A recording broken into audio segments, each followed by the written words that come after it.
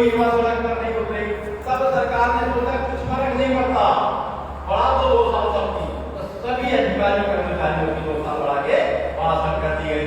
तब इन्होंने सोचा नहीं, अब धीरे धीरे इसको 70 हो जाए, क्या करें और 3 साल बढ़ा देते हैं। तो कभी उन्होंने पायलट प्रोजेक्ट के साथ काम किया।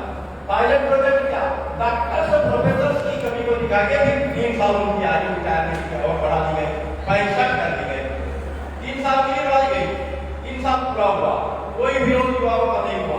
तब अभी हाल ही में डॉक्टर अलावा अच्छे तरीके से जानते होंगे, इनको पता होगा कि क्या क्या सरकार निर्णय ले रही है, लेकिन ये भी यूपी के लिए क्या तो है नहीं, सरकार इनकी है नहीं, उनकी सरकार है। तो उन्होंने कैबिनेट में निर्णय लिया कि अब डॉक्टर्स और प्रोफेसर्स की सेवानिवृत्ति की आयु 68 साल कर दी जाए और बाकी जितने कर्मचारी हैं उन सबकी रिटायरमेंट आयु 65 साल कर दी जाए। बकायदा सारे विभागों में विभाग प्रमुखों ने जानकारी दे दिया कि आपकी रिटायरमेंट की आयु बढ़ रही है। लेकिन अब इसी बीच 2 मई को, अभी पिछले दिनों 2 मई को युवा से सम्यक अभियान की हमने शुरुआत कर दिया और रिटायरमेंट आयु की आयु बढ़ाने की खिलाफत कर दिया। जैसे खिलाफत में उनको समझा कि ये तो मामला रुक जाएगा और उन्होंने आदेश वापस नहीं लिया है, बस उसको अभी ठंडे बस्ते में डाल के इधर या रिजल्ट तक पहुंच रहे हैं। उधर employment provident fund organisation Bharat सरकार ने, ईपीएफओ ने भारत सरकार को, प्रधानमंत्री को सिफारिश दिया कि सरकार पर पेंशन का भार बहुत अधिक बढ़ रहा है, इसलिए 5 साल रिटायरमेंट की आयु बढ़ा दी जाए। यदि उन्होंने 5 साल बढ़ा दिया तो ये रिटायरमेंट की आयु मध्य प्रदेश जैसे राज्य में 70 से 72 73 साल हो जाएगी, मतलब 10 साल तक नौकरियां नहीं निकलेगी। 10 साल सबको साथ बैठना पड़ेगा, बड़ी भारी समस्या है। 10 साल क्या करेंगे अगर नौकरी ही नहीं मिलेगी, युवा ओवरहेड हो जाएंगे। ओवरहेड होने की तो बात भूल रही, 2-3 साल तक नौकरी नहीं मिली, वे अवसादग्रस्त हो जाएंगे, कोई काम करने लायक नहीं बनेंगे। कितनी विचित्र स्थिति है, ये सामान्य बात नहीं है। युवा का अवसाद में आना मतलब भविष्य पर विराम लगना। तो हमने ये सम्यक अभियान शुरू किया है। इस सम्यक अभियान के साथ हम युवाओं से आग्रह करते हैं, धरना, प्रदर्शन, रैली, चक्काजाम, बाजार बंद जैसी किसी भी प्रकार की गतिविधियों में भाग नहीं लेना है। क्यों नहीं लेना? यदि आप इन प्रकार की गतिविधियों में भाग लेते हैं, प्रकरण दर्ज हो जाता है, तो आप आगे नौकरी नहीं कर पाएंगे, फिर भविष्य पर विराम लग जाएगा। तो आप लोग पहले संगठित हो जाइए, आपस में बैठक करिए। जैसे आज आप कितने लोग आ रहे हैं, 500 लोगों का व्हाट्सएप का ग्रुप होता है, उस व्हाट्सएप के ग्रुप के माध्यम से सबको भिजवाइए, अपने मोहल्ले पड़ोस में आसपास सब लोग साथ बैठिए, बंधन करिए, देखो हमारे साथ में सरकार ने क्या किया। जब सब लोग संगठित हो जाएंगे तो लोकतांत्रिक प्रक्रिया के तहत जो भी अधिकार आपको प्राप्त है, उस अधिकार का उपयोग करते हुए परिवर्तन लाने में सक्षम हो जाएंगे। तो हमने उसी परिवर्तन को आधार मानते हुए, आप लोगों की शक्ति को आधार मानते हुए यह निर्णय लिया है कि सम्यक अभियान की ओर से हमने ड्राफ्ट तैयार करके रखेंगे और उस ड्राफ्ट पर हस्ताक्षर 1 जनवरी 2024 को उस समय के मुख्यमंत्री को करना पड़ेगा। वो ड्राफ्ट क्या होगा, उसमें लिखा होगा मध्य प्रदेश में तत्काल प्रभाव से सेवानिवृत्ति की आयु 58 साल लागू की जाती है और इसका सुनिश्चित क्रियान्वयन 31 जुलाई 2024 को कर दिया जाएगा। अब ये क्यों हमने 31 जुलाई 2024 का चयन क्यों किया, ये भी बड़ी महत्वपूर्ण बात है। हमने एक आईएएस अधिकारी को साथ में लिया और हमने बोला 31 जुलाई 2024 को मध्य प्रदेश में यदि 58 साल सेवानिवृत्ति आयु लागू कर दी जाती है तो कुल कितने अधिकारी, कर्मचारी, शासकीय, अर्धशासकीय, निगम, मंडल, बोर्ड, जनपद आदि के रिटायर हो जाएंगे। इसका पूरा अध्ययन निकाला गया, हमें काफी लंबा लगा, लेकिन आंकड़े सबके सामने आए। कुल 5,20,000 अधिकारी, कर्मचारी सरकारी के साथ साथ निगम, मंडल, बोर्ड, उपक्रम आदि के रिटायर हो जाएंगे। यदि 5,20,000 अधिकारी, कर्मचारी 31 जुलाई 2024 को रिटायर हो जाते हैं और सरकार संकल्प 1 जनवरी 2024 को ले लेती है, जिस दिन हम युवा दिवस मनाने का निर्णय ले रहे हैं, तो निश्चित रूप से 5,20,000 युवाओं के लिए सम्मानजनक सरकारी नौकरी के लिए रास्ते खुल जाएंगे और 7 महीने की अवधि में 5,20,000 युवाओं को सरकारी नौकरी मिल जाएगी।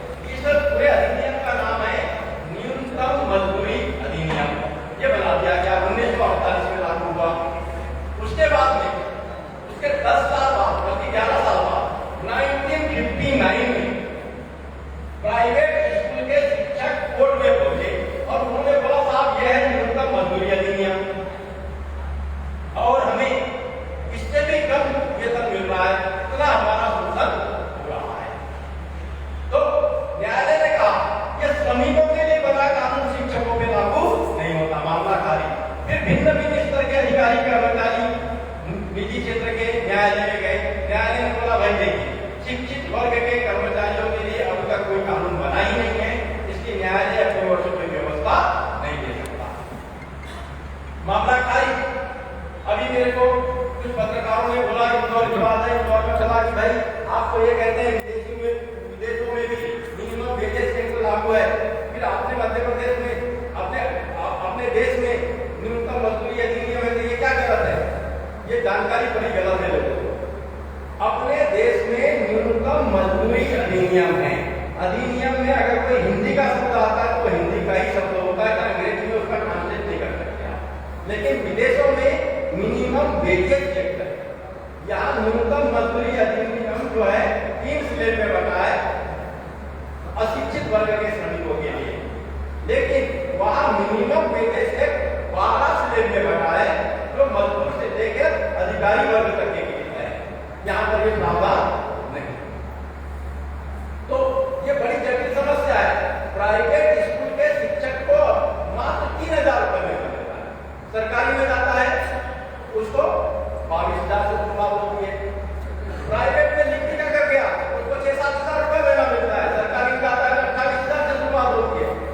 प्राइवेट में इंजीनियरिंग की पढ़ाई किया हुआ अगर उसने कर्ज किया है तो 5,000 रुपए उसकी किस्त बढ़ाना पड़ता है, लेकिन उसको मात्र 10,000 रुपए महीना मिलता है। सरकारी में जाता है तो 42,800 से शुरुआत होती है। कितना अंतर है? क्या सरकारी में काम कम है, प्राइवेट में मतलब सरकारी में काम अधिक है और प्राइवेट में कम है? मैं तो उल्टा देख रहा हूँ, बल्कि सरकारी में काम कम है, विधायक जाता है और प्राइवेट में काम जाता है।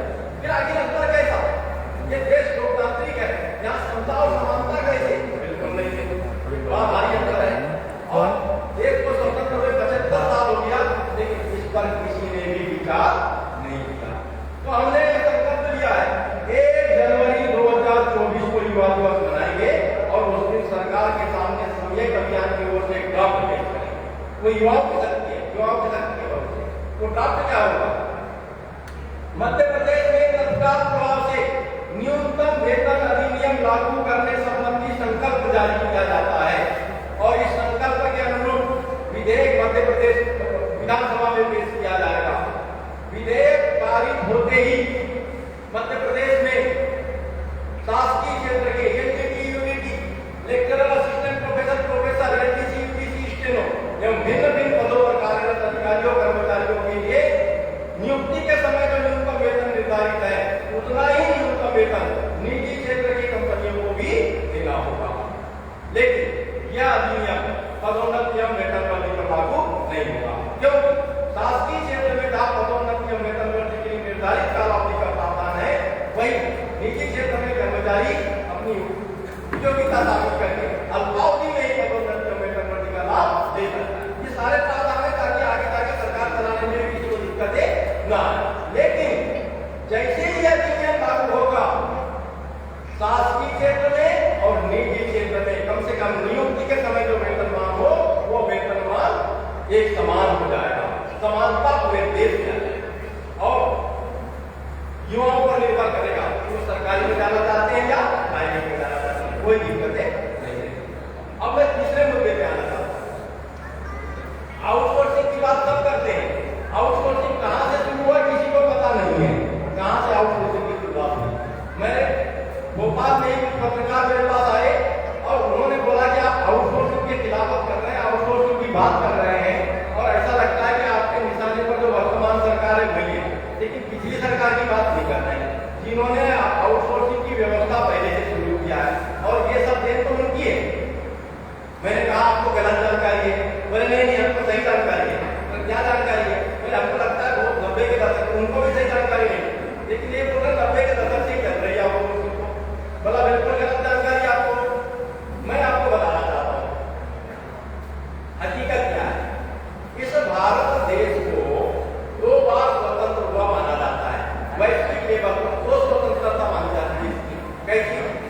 सन 1947 में यह लोकतांत्रिक देश बना, राजशाही की समाप्त हुई, ब्रिटिश यहाँ से चले गए, पूर्णतः लोकतांत्रिक देश बना, तो उसको आजादी का वर्ष माना जाता है।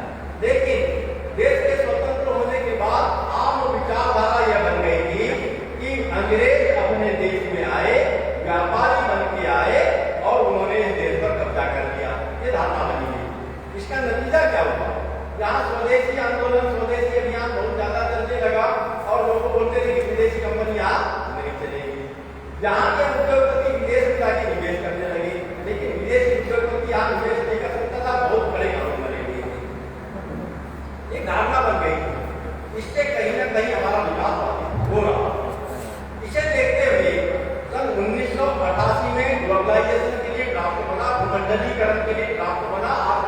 उदारीकरण के लिए काम करना। और देश के नामी अर्थशास्त्री उसमें रहे, और ये दूसरी पार्टी में भले ही हो, नाम देना उचित नहीं समझता, लेकिन डॉक्टर सुब्रमण्यम स्वामी उन्होंने ड्राफ्ट तैयार किया आर्थिक उदारीकरण का। 1991 में 1991 में आर्थिक उदारीकरण का ड्राफ्ट स्वीकार किया गया, आर्थिक उदारीकरण की नीति अपनाई गई। इसलिए सन 1991 को वैश्विक स्तर पर भारत का आर्थिक आजादी का वर्ष माना जाता है। अब यह सब मैं जो बात कर रहा हूँ, इसी साल क्या हुआ कि कोई अगर कंपनी जैसे विद्युत मंडल काम कर रहा है, तो विद्युत मंडल में बायलर होता है, बायलर के डालने के लिए रिपेयरिंग के लिए विद्युत मंडल कर्मचारी नहीं होता, लेकिन बायलर के काम करने में दक्ष कंपनी को बुला करके उस काम को करवाया जाता है। तो उसको माना जाता है यह स्थापित कंपनी एक दूसरी कंपनी के माध्यम से इस काम को कराती है, और जो दूसरे कंपनी के माध्यम से काम कराती है उसको आउटसोर्सिंग कंपनी कहते हैं। लेकिन वो जो आउटसोर्सिंग कंपनी थी, वो कंपनी एक्ट के तहत पंजीकृत नहीं होती। उसी प्रकार किसी कंपनी में किसी क्षेत्र विशेष के कार्य को विशेषज्ञ के माध्यम से संपादित कराने के लिए विशेषज्ञ को आमंत्रित किया जाता था, विषय विशेषज्ञ को, तो उनको बोला जाता था नॉलेज प्रोवाइडर कंपनी। उनका भी रजिस्ट्रेशन नहीं होता था। तो उन दोनों कंपनियों में कार्यरत कर्मचारियों को हमेशा शोषण का शिकार होना पड़ता था, क्योंकि कंपनी एक्ट के तहत नहीं आती, कर्मचारियों की सुविधाएं नहीं मिलती। इस बात को ध्यान में रखते हुए देश के नामी अर्थशास्त्री ने संशोधित करते हुए एक सिस्टम बनाया कि जो आउटसोर्सिंग कंपनी काम कर रही कर्मचारी के रूप में, उस कंपनी को हम बीपीओ के तहत रजिस्टर करते थे, बिजनेस प्रोसेस आउटसोर्सिंग बीपीओ। और इसी प्रकार नॉलेज प्रोवाइडर कंपनियों को उन्होंने केपीओ के तहत रजिस्टर करने की योजना दिया, नॉलेज प्रोवाइडर कंपनी के रूप में।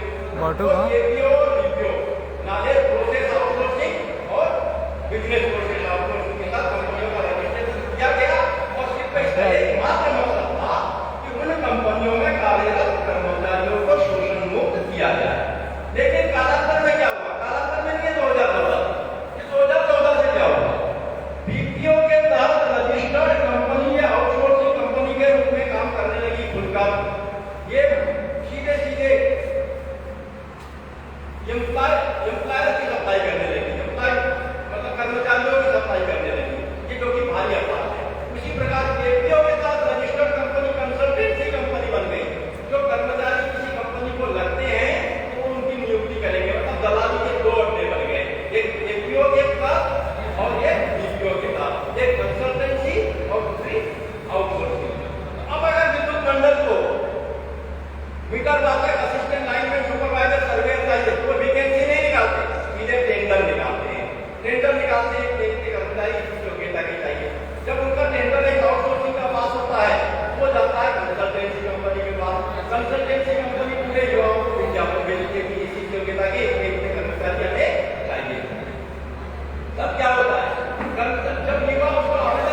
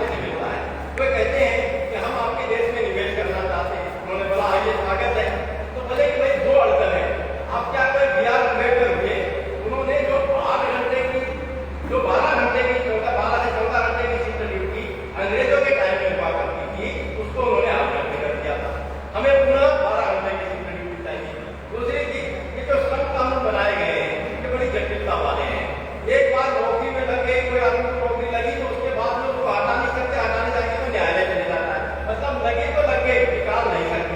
ये दोनों कानून आप हटा दीजिए, हम आपके आने को तैयार हैं। मतलब 8 घंटे की शिफ्ट ड्यूटी को 12 घंटे कर दीजिए, श्रम कानून हटा दीजिए। तो उन्होंने उसी समय निर्णय लिया हटाने का।